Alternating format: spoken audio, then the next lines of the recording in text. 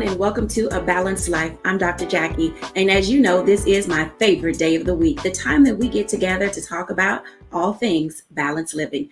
Today, we have no shortage of individuals who will pour into us, share with us, and guide us toward what it means to live a balanced life. As we are rounding out this month, mental health has been a very big part of how we gauge how we're doing, what we're going to get engaged in, and literally the people that we allow in our circle. Today, I just want to have a bit of a dialogue with us on what it means to be educated, to learn what it means to become an advocate, to do some self-reflection on how you are doing. You see, mental health is one of those concerns and conversations that we really don't like to have. We don't ask how people are doing because sometimes we just don't want to know, because we're dealing with our own issues and our concerns, and we have people in our families who are seemingly out of sorts. And let me just say, being in this pandemic has brought so many things to light.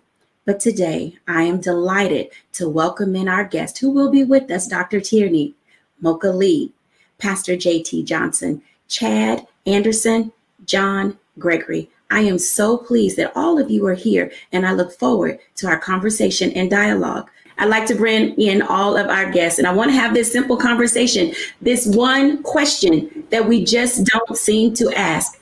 So everybody, how are you doing? Let me start with Pastor JT, because he got that smile on his face like, why are you asking that question, Dr. Jacquie?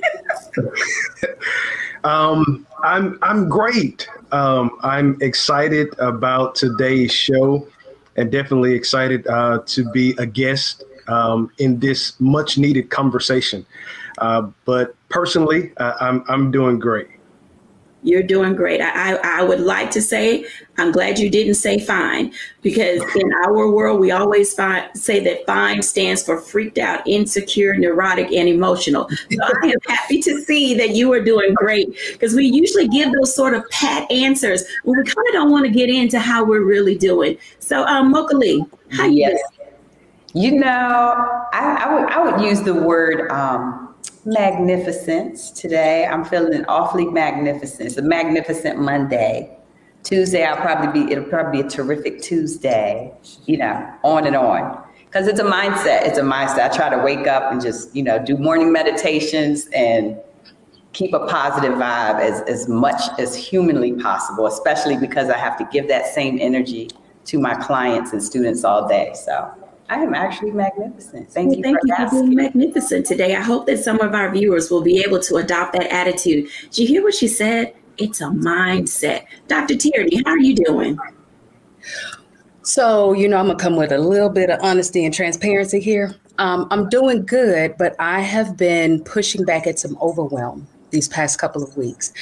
Just trying to find my new rhythm, my new life balance, between the weekly recordings for the TV show, being a wife, serving my clients with excellence, drinking my water, adulting. It has gotten really crazy here within the past couple of weeks, but I've been very intentional about finding my new rhythm, being intentional about the things that I need in this new season and finding my new balance. So overall, I'm doing really good and just really being intentional to push back at that overwhelm that's been trying to come and take me down. Thank you for sharing that. I hope that viewers, as you're listening to what we're talking about, honesty, transparency, being able to find your adjective or your verb that kind of fits where you are in this season. Seasons have changed and we're ready to get out and about. I'm excited today to introduce you to Chad Anderson and John Gregory. Now, we will be having a one-on-one with them a little later. But gentlemen, I'd like to ask today, how are you doing? Hey, this is John Gregory, and I just want to tell you that I am happy because I've decided that happiness is a choice and not an emotion. So I'm always happy. Happiness is a choice. I love that. Chad?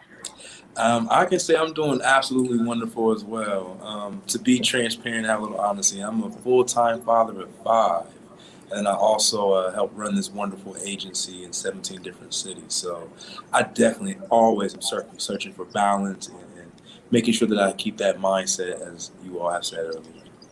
Thank you for sharing. Okay, audience, so when you're watching and you're typing in the thread, please share with us how you're feeling as you're watching the show.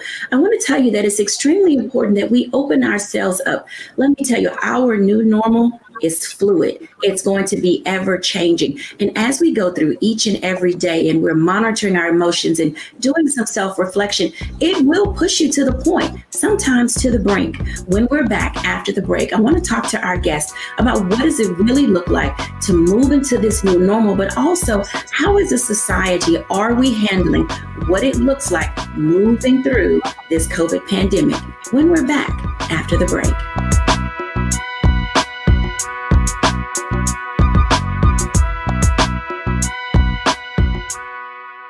Fanbase is pioneering a new era of social media for the creator economy. This next generation social media app with over 600,000 users is raising $17 million, and now is your chance to invest. For details on how to invest, visit startengine.com/fanbase or scan the QR code. Another way we're giving you the freedom to be you without limits.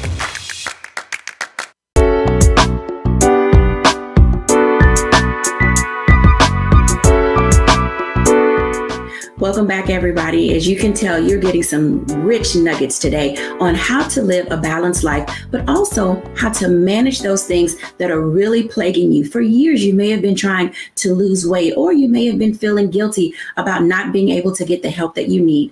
Well, I hope today that something is said that will allow you to move yourself into that space of knowing first that you are ready. Let this season that we're moving into be the time that you give yourself grace. And you've heard about giving yourself patience, but also using modification as a means to be able to not only level up your life, but being able to ask for help. I want to talk for just a few moments now to Dr. Tierney, because some of the work that she does with her clients teaches them how to level up. And then we're going to have a one-on-one with our special guest from aawellness.org. Hey, Dr. Tierney. Hey, Dr. Jacquie. How is it going? I know I asked you that already, but I feel like I have to keep checking in on you, because when you said life overwhelms you, I know how busy your schedule is, and I've added this additional thing to your plate, and you handle it with such grace. When you think about the mental stigma behind asking for help, what is it that you teach or tell your clients in how to be able to move the needle of their lives? Well, the first thing I always tell my clients and tell anybody, no one levels up alone. You know, we think that we can get to that next level on what I did and my own work and the sweat of my own brow, but everybody needs help, you know. And so one of the first things I like to do is unpack why are we reluctant to actually ask for help. A lot of times it's because we don't want to look like we don't have it all together. We don't want to look less intelligent. We don't want to look weak. Or it's that we don't want people all up in our business for fear that they will spread our business. Or we don't want to owe anybody anything because we don't want nobody saying nothing about what they did for us, you know, or it's just plain old pride, you know. And so if you find yourself in a position where you're thinking you might need help, but you're not sure of, should I ask for help? I want you to first do a self-check. And if in that self-check, any one of those things that I mentioned popped up, pride, you know, you're not sure if somebody's going to spread your business or anything like that, what we typically do is we will not ask for the help. And that's not what we need to do. We still need to ask for the help. But the question is, who are you asking for help? Because you don't want to ask the wrong person for help, because, yeah, your business might get spread in the street, you know, or, yeah, they might hold it over your head. So you want to pray and say, okay, well, Lord, who is the person that you are inviting with me on this journey? You know, it might not be sister so-and-so. It might not be cousin such and such. You know, it might be a coach. It might be a therapist. It might be a fitness trainer. You know, it might be a family relative, you know. But making sure that we are asking for the help and not holding ourselves and becoming a self-sabotaging roadblock, getting in our own way of us getting to that next level of success because our own pride is getting in the way.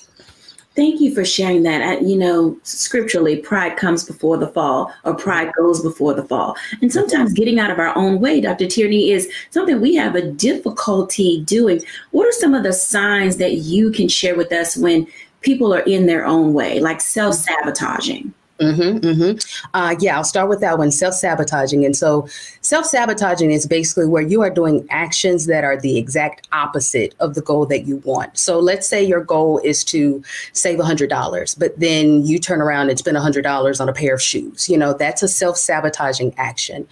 Another thing that you may see if you are kind of getting in your own way, you're clinging to the comfort zone. So I love what Pastor JT said earlier about trying to do what you did in one season, thinking that it will work in this new season. That's often where we are stuck in our comfort zone. In order to get to that next level, you have to get uncomfortable. It is going to be uncomfortable. So you don't get to the next level alone, and you can't get there by clinging to your comfort zone. Those are the two ways that I typically see my clients getting in their own way. The third way, which is a caveat to the first one, the self-sabotaging action, it's procrastination. Procrastination is a self-sabotaging action. Now, people don't procrastinate just for the sake of procrastination. There's usually something up under that procrastination. Usually it's a fear, it's an insecurity. There's a deeper emotion that goes along with that procrastination. And in an effort to avoid that feeling, that emotion, we'll procrastinate on doing whatever that thing is. And so all of those things become how we get in our own way. And then we don't lose the weight. We don't start the business. We don't reach whatever that goal is that we're setting for our lives. Wow, goal setting is a very big part of being able to move your lives forward. Thank you for sharing those tips. Audience, I hope that you are listening and that you are taking notes. What you're hearing today is the way in which you will be able to build for yourself a toolkit, a lifestyle toward balanced living. I want to bring in now our very special guest that we have today of aawellness.org. We're going to talk to John Gregory and Chad Anderson. Gentlemen, good afternoon. Good afternoon. Good afternoon.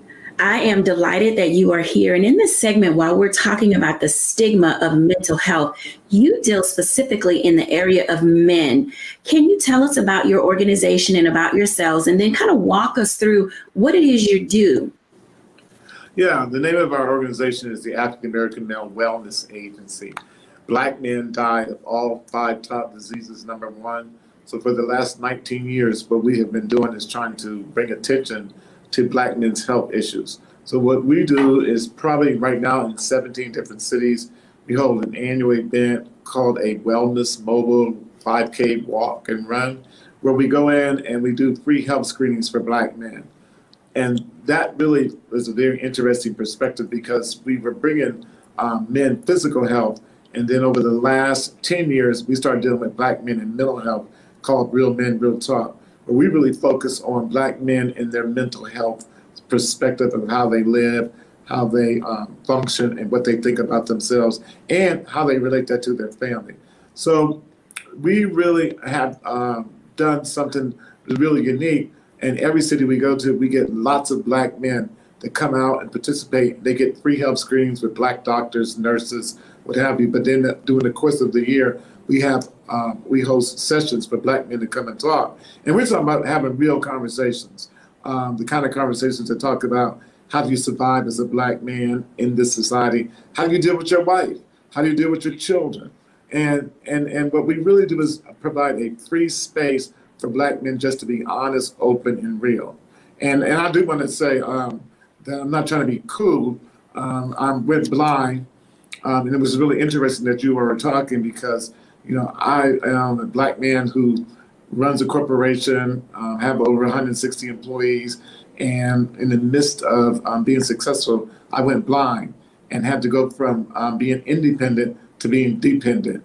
And that itself was a really mental challenge. But what I had to do was be real, honest, and open, that I knew that I could not function unless I got the mental help that I needed from my community. Thank you for sharing that, because I know people were probably sitting there thinking, why does he have on sunglasses? But I already knew this. I didn't know the story, but I understood that you were blind, and I appreciate your honesty and transparency, because oftentimes you said the word dependability. And as we already talked about, pride goes before the fall. Now, Chad, you work very closely with John, and in his being vulnerable and having to depend on others, how do you see that as a benefit for other Black men to say it's okay to ask for help as long as you ask the right person to be your helper. Absolutely. I'd like to think that my relationship with Mr. Gregory and I is like a Jonathan and David relationship. Not only have I been able to benefit from this situation because over the past 7 years, he has poured all his knowledge, his information into me. And so being his executive assistant, but also having an opportunity to serve at one point as the director of the agency, we were able to travel across the country, and with him being blind still, and provide free health screenings for Black men. And why that is so special is because I still see the impact of the work that Mr. Gregory has done. Every time we have our free screenings, we are sending men from our screening pavilion to the emergency room. There's men that are sick and don't even know it. And so to have the honor of being able to navigate through our culture, through our country, to help save Black men's lives with the knowledge and such good reputation that Mr. Gregory has been a blessing, not only to myself, but also to my family too. Thank you for sharing. I'd like to bring Pastor JT into this conversation because sometimes faith and mental health and asking for help and the stigma that goes with it, they don't match up too well. So can you talk for just a moment as we're listening to Chad and John share with us how they have this amazing resource in 17 cities for people to come to? As a pastor and church leader, why don't men seek help? Wow. Well, first of all, I want to thank you all for your great work. It is definitely needed. I made a statement yesterday. A series that we're going through this month is talking about table conversations. And I'm preaching on some hard conversations, some hard truths that typically is not discussed over the pulpit. And yesterday I made a point while I was preaching, and I had to stop and kind of flesh it out. But I said a lot of people don't open up and talk because they have confession trauma. And when I said it, I had to stop and kind of work through it. But my definition that I came up with yesterday is a person who opens up, who talks, who confesses, who says I'm hurt, who says I need help. But then someone else told them, no, you're not. Be quiet. That's not real. Then there was a callus that was created over that. And so then now we have learned how to take life on the chin. And I said that the most dangerous thing is that if we continue to take life on the chin in the form of boxing, if you continue to take it on the chin, eventually you're going to end up on the canvas. And it's so many of us who are descendants or we are benefactors of seeing this emotional trauma, this mental trauma, this confession trauma be passed down. And typically in the African-American community, and not just church, but typically in the African-American community, men are told, you don't have no feelings. You just got to get up and go. You got to get up and make it. And without taking this conversation too far away, I always say we have to be honest.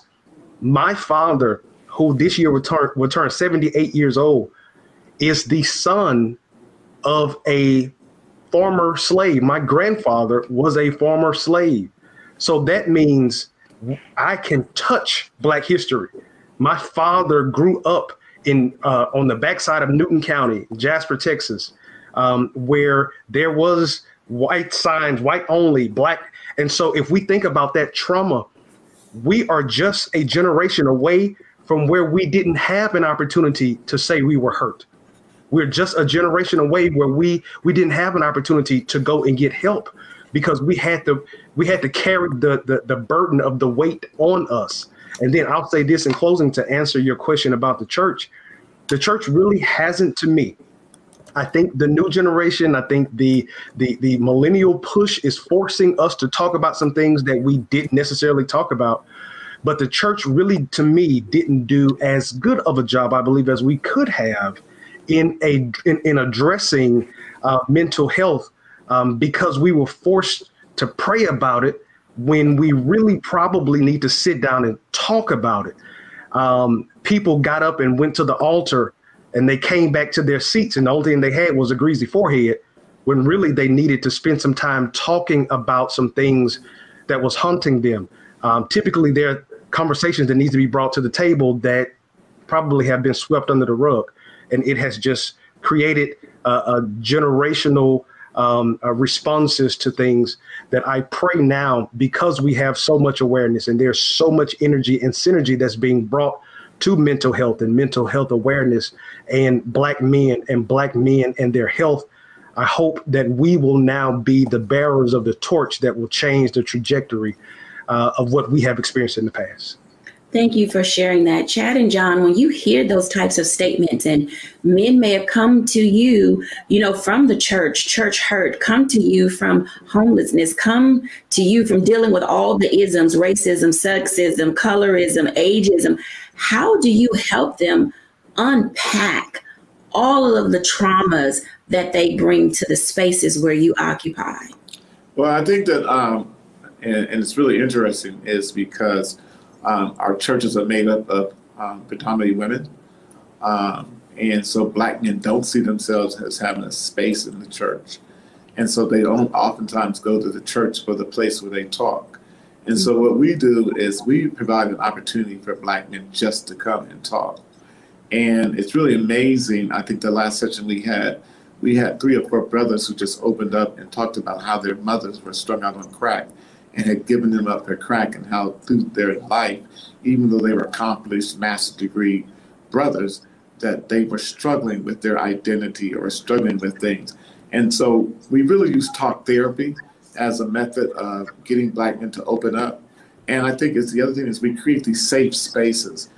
We're going to gyms, we're going to barbershops, we're going out to restaurants, we're having them in the park, and we're letting brothers, which is really interesting, as the pastor said, the millennial brothers that are coming too are a little more likely to be open and want to talk about the fact that their fathers weren't in their life.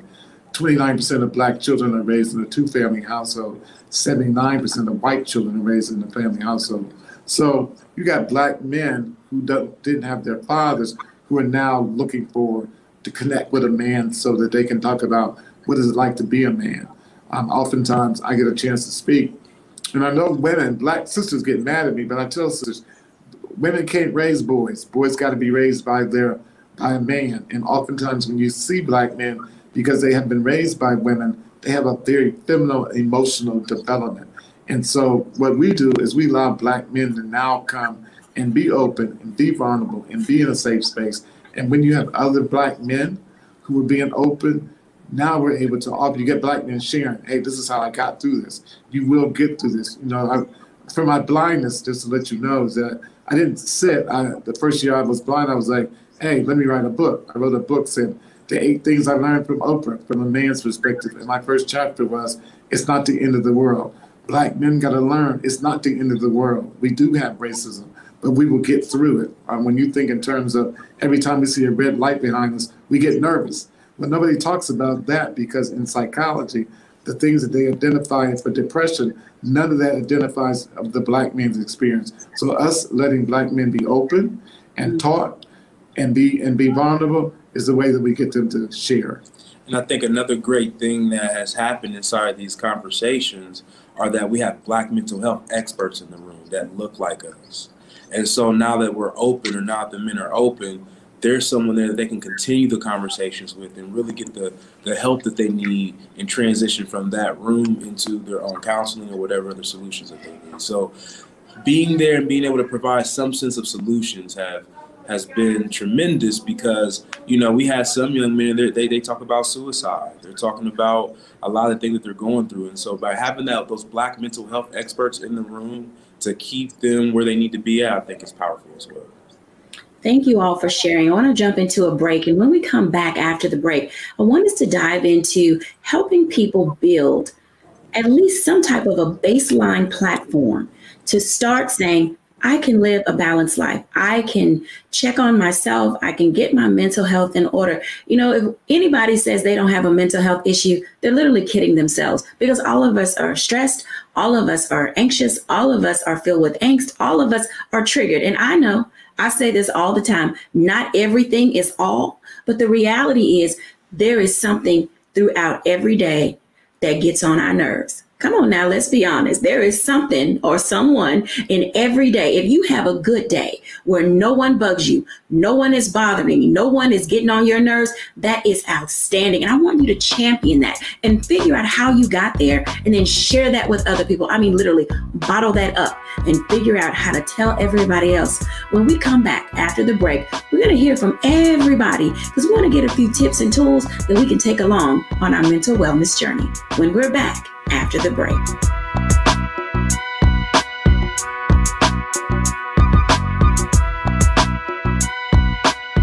Fanbase is pioneering a new era of social media for the creator economy. This next generation social media app with over 600,000 users is raising $17 million, and now is your chance to invest. For details on how to invest, visit startengine.com/fanbase or scan the QR code. Another way we're giving you the freedom to be you without limits.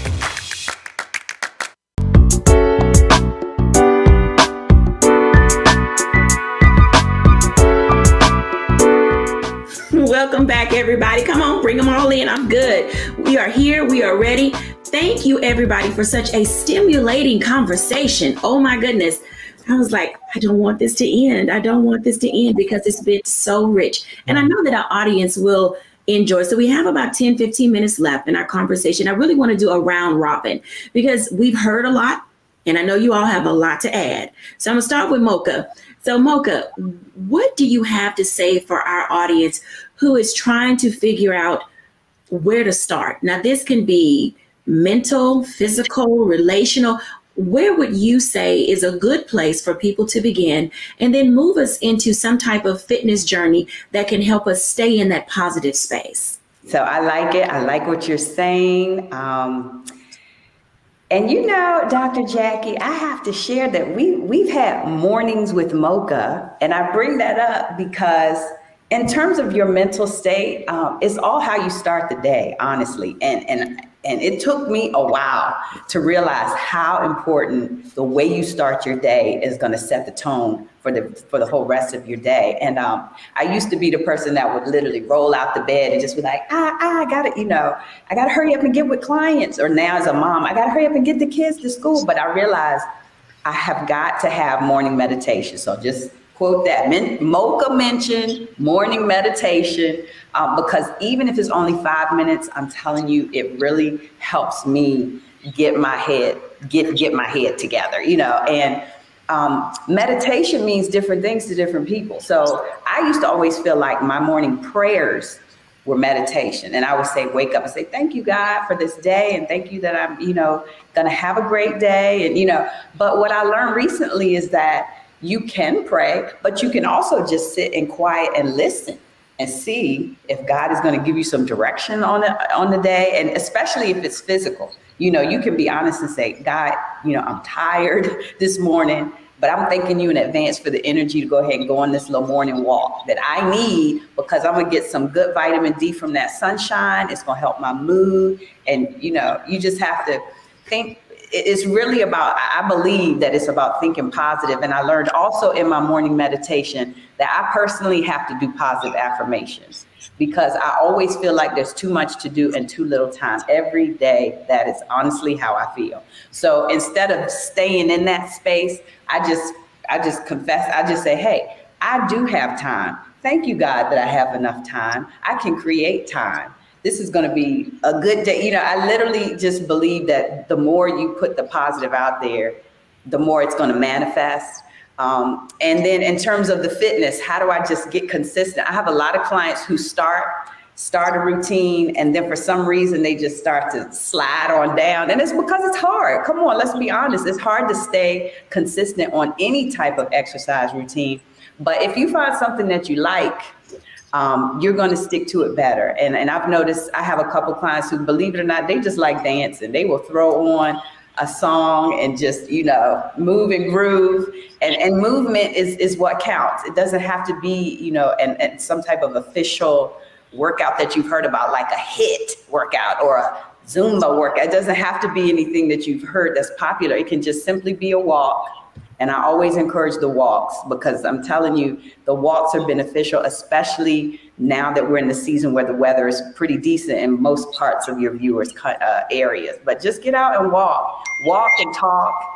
Talk to someone else, because that's always great. Like we said, you need to have someone else keep you accountable. Walk and talk, walk and meditate, but do it in the morning. You know why? Because if you wait, if you procrastinate, as Dr. Tierney said, you might not ever get back to it. So most of the people I've trained over the 20 years in my personal training and fitness career, those successful ones, wake up and get it over with. So that's my advice. Yeah. Well, and I try to practice what I preach too. I try so hard. Yeah, practice what you preach, Mocha. Practice what you I appreciate that. So the first thing on you guys' list that you should have written down was set the day with time for yourself. Whatever that may look like, set the time for you. Pastor JT, what you got to say for him? Wow. I want to piggyback off of something that Mocha just said about those affirmations. You have to really be careful about what you say. I spoke and I talked at Eisenhower High School in Houston just last week, and I talked about the power of I am. And whatever you put behind that am, that's what you're going to create. So whatever you're seeing, if you're not seeing what you want to see, then you have to say the opposite. So if you're sick, I am well. If money is not flowing the way you want it to flow, I'm living in abundance. You have to speak those things. But as far as mental health is concerned, one thing that I will say is, and I think it goes without saying, but I have to say it, you are in control of you. A lot of people, their mental health is bound and attached to someone else, maybe someone else's opinion, maybe someone else's thoughts, maybe feeling that they have to show up for everybody else. And so many times, a lot of people show up for so many people that they forget to show up for themselves. You have to make you a priority. And in making you a priority, there are some words that you may have to say that you haven't said in a long time. And one of those words are just 2 letters, no. There may be some no's that have to come across. I can't go out this week. I don't want to go out. You don't have to make up anything. Take some time for you. Self-care. Unplug that phone. So many people wake up in the morning, and before they even get out of bed, they're checking Instagram. They're checking Facebook. You don't even know if your legs work, but you're on your phone.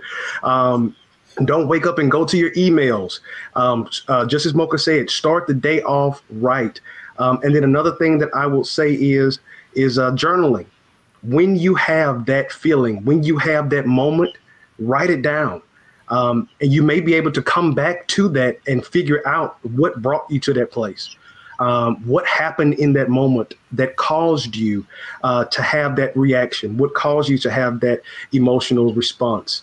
And there are so many things that we could say, but I will end with this one. Pray.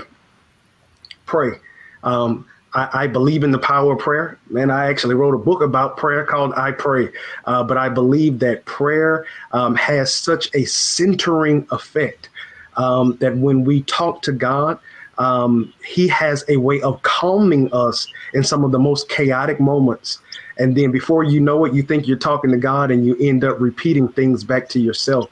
And the same words that God would tell you, he brings it back to your remembrance so you can encourage yourself. So that's my spiel on that.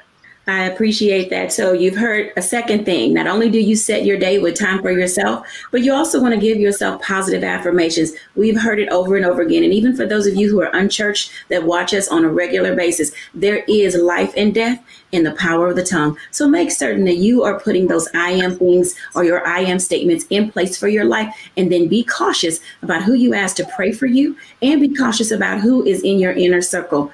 Chad and John, what say ye, gentlemen? I would say for me, again, I wake up in the morning, and even though I'm blind, I look in the mirror and say, I am great.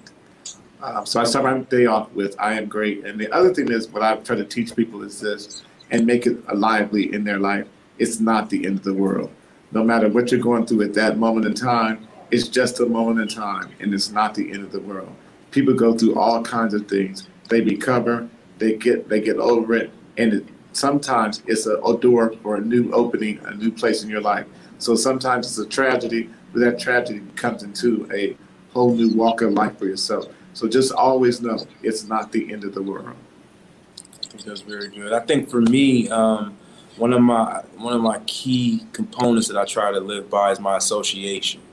At 1 Corinthians 15:33, it says, "Bad association spoils useful habits." So, try my best to surround myself around people that are adding value to my life. That's rich right there. You hear that, everybody? Your number 3 and number 4 are start with the "I am great" statement, as John has stated. I mean, honestly, he told us that he was blind. It happened during the midst of all of his success. It hasn't changed him. It hasn't caused him to say, "Oh, I can't do this great work anymore." Because clearly, he who began a good work in you is faithful to complete it until the day of completion. And so it's important that we begin to identify and recognize that our situations in life don't determine necessarily our outcome and end results. But then also, as Chad stated, you have to watch your associations. Watch your associations. I'm going to say it again. Watch your associations. We've talked before on this show about nature versus nurture. And oftentimes the people around us can cause us to get into situations that have been difficult to undo. But then there's some times where we have really good associations and those people are able to pick us up and push us along the journey that we're supposed to be on so that we can say that I am great. Dr. Tierney. So I'm going to expound on exactly what you were just saying, Dr. Jacquie, and what Chad said, your associations. So most of us have heard of an amen corner. But we haven't really heard of an accountability corner. Now, these are the people in your accountability corner that you trust, the people that you don't have to hide from, the people that if you say, "Oh, I'm fine," they can hear it in the sound of your voice, in the look of your eye, and in your disposition, that something's not quite right. And so these are the people that you have around you that help to propel you forward to your next level. We often get comfortable in our amen corners because we just want to hear, "Yeah, girl, you fine. Don't worry about it. No, that was my," just to get that validation. But in our accountability corners, yeah, they'll validate us when we're right, but they'll tell us when we're wrong. You know, these are the people that we have absolutely no problems going to for help. Now, our accountability corners might not be comprised of the people that we know or in friendship or relationship with. So it might not be your mom. It might not be your sister. It might not be your cousin or your best friend. It might be your coach. You know, it might be your therapist. It might be your pastor. So my advice is to find your accountability corner, and allow yourself, give yourself permission to be vulnerable in those spaces so that you can get the help that you need, so that you can get to the level that you desire. Thank you so much, Dr. Tierney, and everyone for sharing. Let me just give a small recap of what you've heard. These are your top 5 ways in order to begin to put a foundation for yourself in living a balanced life. Number 1, set your day with time for yourself. Number 2, give yourself positive affirmations. Number 3, know that you are great. And number 4, watch your associations. And then number 5, get you an accountability corner. When we come back after the break, I'll do my reflections.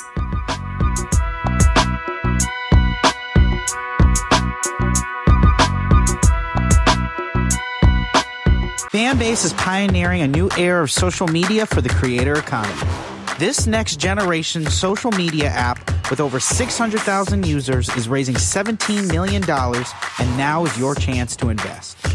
For details on how to invest, visit startengine.com/fanbase or scan the QR code.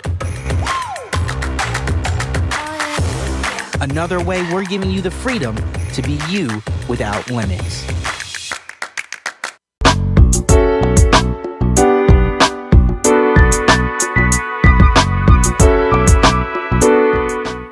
Welcome back, everyone. As you can tell, our guests and our panelists and contributors today have given you some tips and nuggets that you can use for everyday life. We're not here to blow smoke. We're not here to try to make you feel good, because I know, like we say in church, if you can't say amen, say ouch. And I know that there were a lot of toes being stepped on during this segment, but it's for your benefit. Honestly, as we grow as individuals and we're seeking to find our own balance through this pandemic, as we're looking for ways to get over and become overcomers, it behooves us to really decide how we want our mental health to be shaped. Our mental health sometimes comes because there's an imbalance in our body and we need medical attention and we need medication. But there are other times that our mental health comes from stress and anxiety and just being around familiar people, places, and things, and being in our comfort zone for too long. And sometimes it's being out of fellowship with our Heavenly Father. Most of you know that I'm an ordained minister, so I give no apology for the way that we use the Word of God to motivate, encourage, and strengthen you on this journey. I hope that wherever you are and where you meet us in our segments today, that you will allow yourself to be whole and healed. Thank you, everyone, for joining. And I am so delighted that we had an opportunity to speak with all of our guests to put you on a path to mental wellness. Bye now.